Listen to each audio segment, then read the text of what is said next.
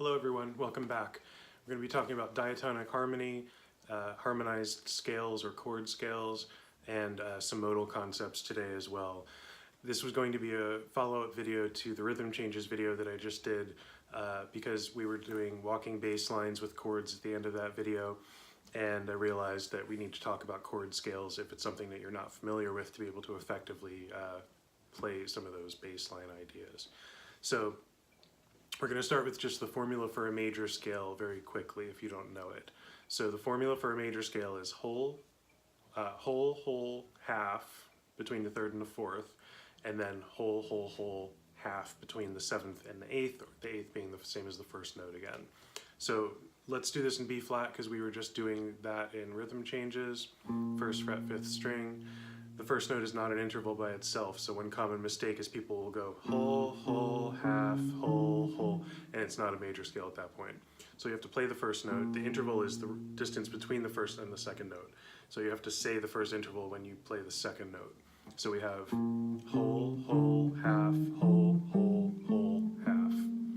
Now we're going to apply chord qualities to those, and this will be our chord scale or our harmonized scale. So the formula for this is just a pattern, and you'll be remembering it from repetition. Is major seventh, let me give you numbers. So major seventh, minor seventh, major seventh, dominant seventh. Dominant seventh is only on the fifth. Minor seventh flat five or half diminished, depending on the name you like. Major seventh, and the last one is the one chord again, but we play this in a group of 8 notes, so we're going to call it one, but it's going to be the eighth note, the eighth chord that we play. So using the middle 4 string groupings, we would have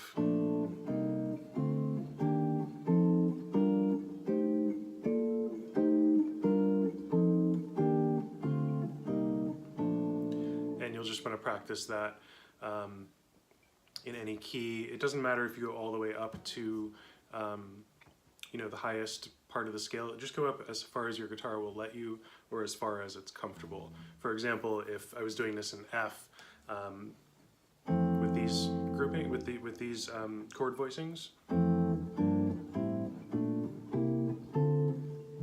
this one is tough to get all of my fingers in there. So if I'm playing that one, I would probably switch over to the next string to play that if I was doing that. So we get something like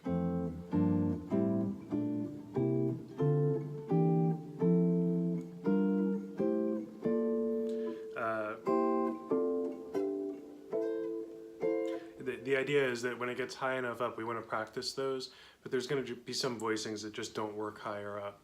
And when you find those, like when I ended, and even this one, I can get that one, that was kind of just a fluke, but when you find a voicing like this one for me, the minor 7 flat 5, up at the 12th fret, on a 25.5 inch scale guitar, I can kind of fit that in, but 24 3/4, it's just a little tight, so I try to figure out a different voicing and move to a different string group there. So that's with the full chords. For the walking bass lines, and even without the walking bass lines, you're going to want to do this with just the shell voicings too. So let's do that in F since we just ended there. So these shell voicings that we had talked about a while back, we would get the same formula except minor 7 flat 5, we don't have to play that because we don't have a fifth in our shell voicing. So the formula instead on the 7th just changes to the same as a minor 7th voicing because we're not playing the 5th. So what we would get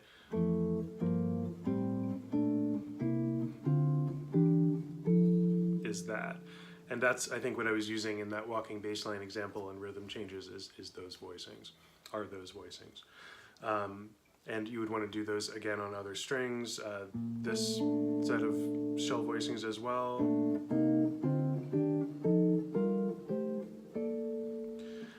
Really, any voicings that you know, you should be able to apply those and do them in a chord scale.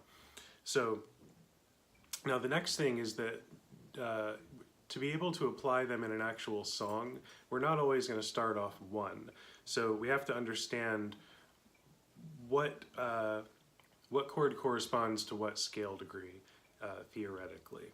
So if we have a dominant chord, that's an easy one. There's only one dominant chord in this chord scale, and that is the fifth. So let's say that we have the middle of rhythm changes. We start on D7 at the bridge. Let's say I want to kind of not just play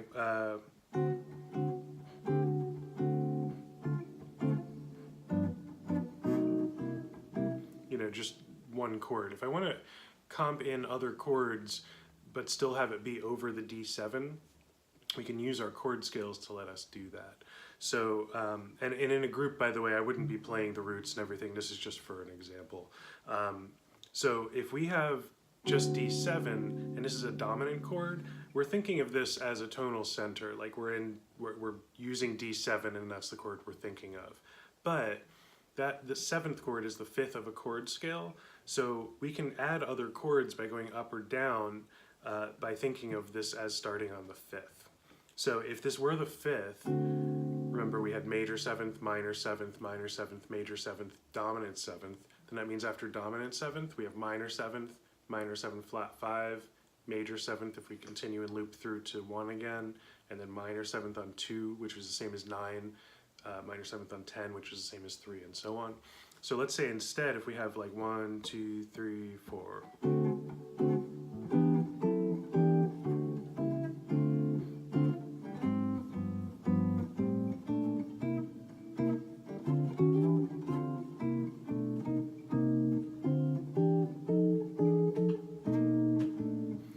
And then that's our A section. So what I was doing there, if I can remember, is if we're starting on the fifth, again, that's not the way we're thinking of the harmony acting right now, although it is a fifth leading to the next chord. But even if this was just a blues and this was the one chord, we know that the sixth is minor seventh, and the seventh is minor 7 flat 5. So all of those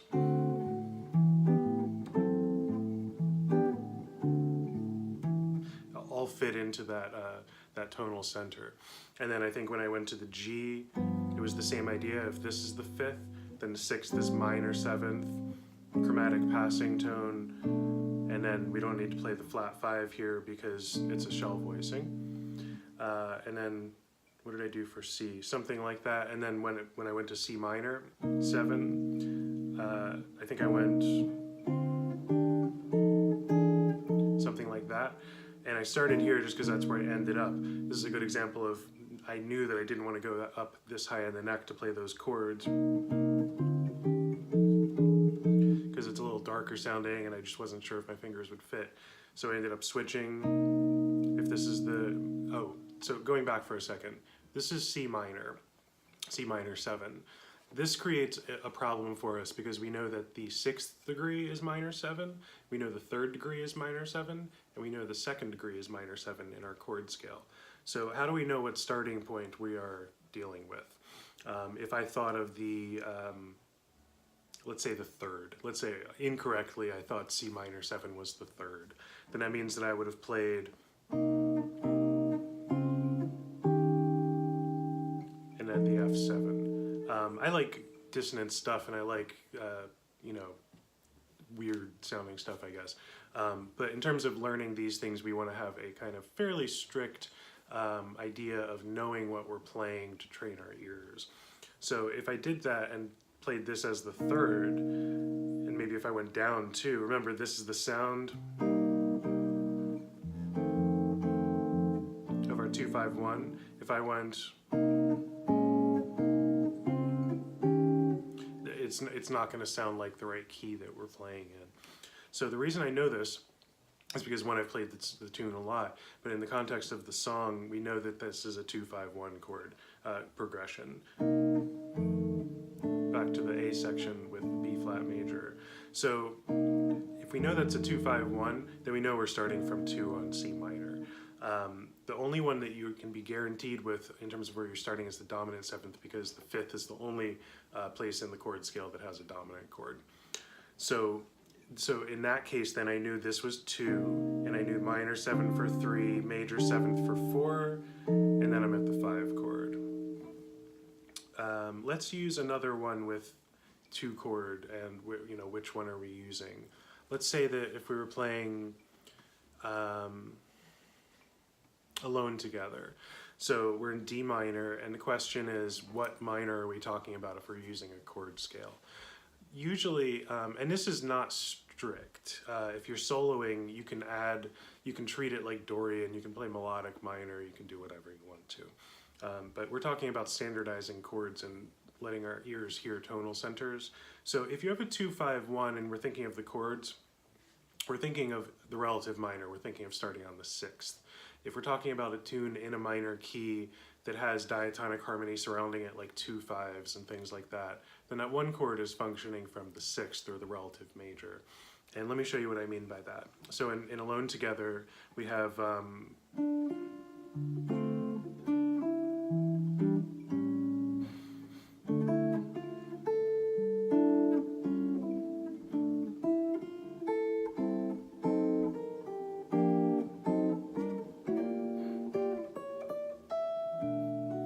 and so on. Really, the beginning of the tune is what we're talking about, so I shouldn't have gone that far. So with this,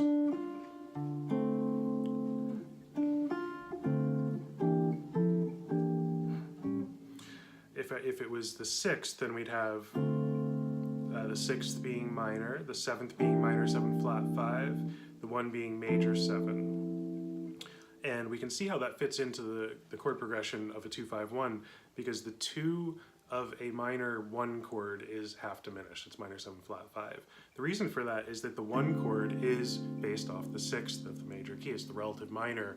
And when we're talking about something being in a minor key surrounded by diatonic harmony, then by functional harmony that's bringing you back to the 1 chord, like not modal minor tunes, like So What, then we're dealing with the 1 acting as like the 6th chord. So if this is 6, then 7 would be E minor 7 flat 5, and that just so happens to be the 2 chord of D minor if we're dealing with, Beautiful Love or Alone Together, tunes like that.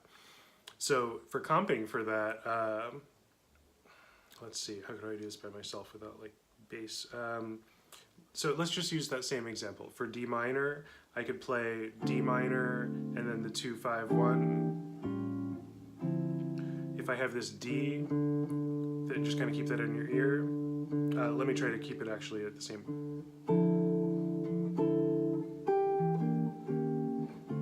The first chord I was playing was F major 7, but I was taking off the 4th string to let the D ring out so we can hear them at the same time.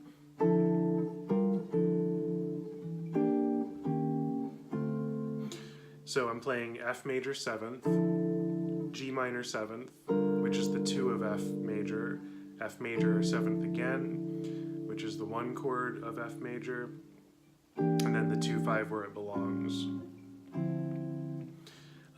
So all of these, let me see if I can do this all at the same time. So if we have D minor 7th, E minor 7 flat 5, all right, so F major, G minor, A minor, B flat, major 7th, C7, and then D minor again. I'm just playing shell voicings with keeping the D string open. So we would have D minor, which is the key of the song, which is the 6th chord, the way we're thinking of it. So the 5th chord would be C7, B flat major 7 would be the 4 chord.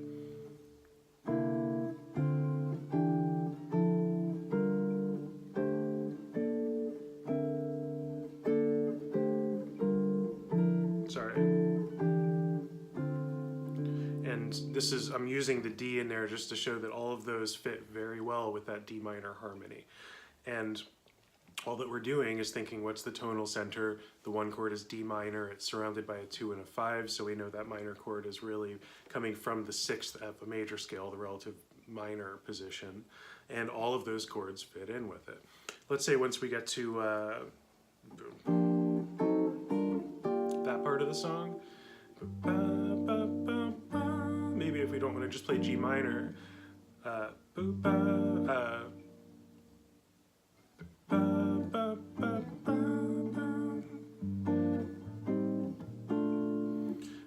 then we could use that as the 6th.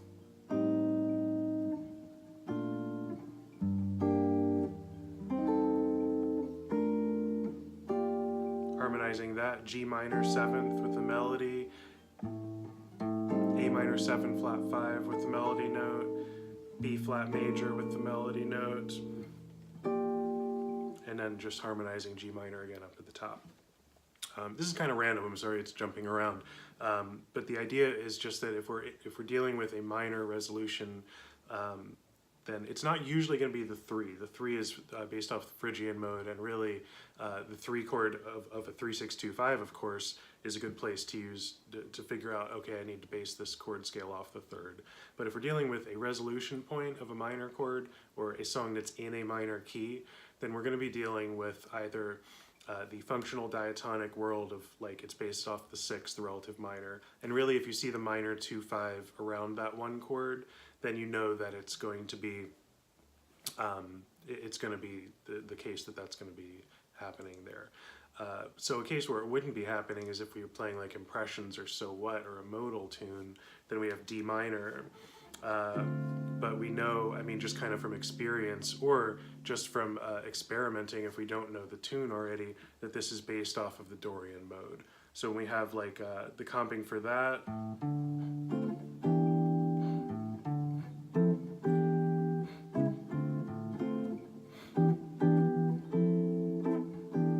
so it's like 2 chord, 3, 4, and then 3.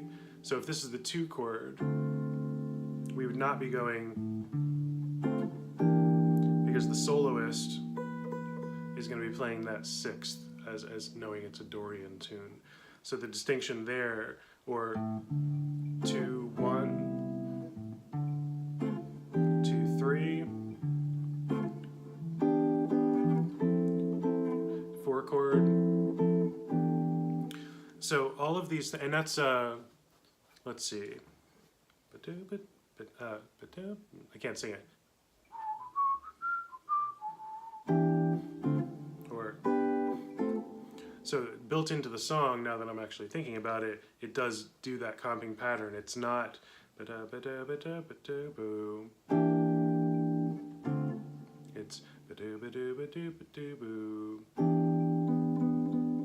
right, not.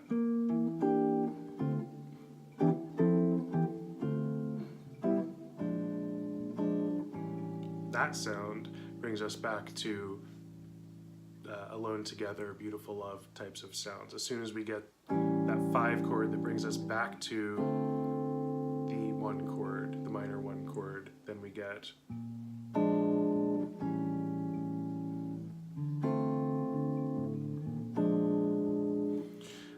so it's a little all over the place with this. I hope that this was helpful.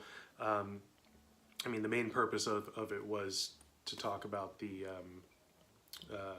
chord scales, but so a little beyond the scope of the video maybe, but I thought it might be useful to probably talk about that if you haven't heard of finding that. The last thing is talking about major chords.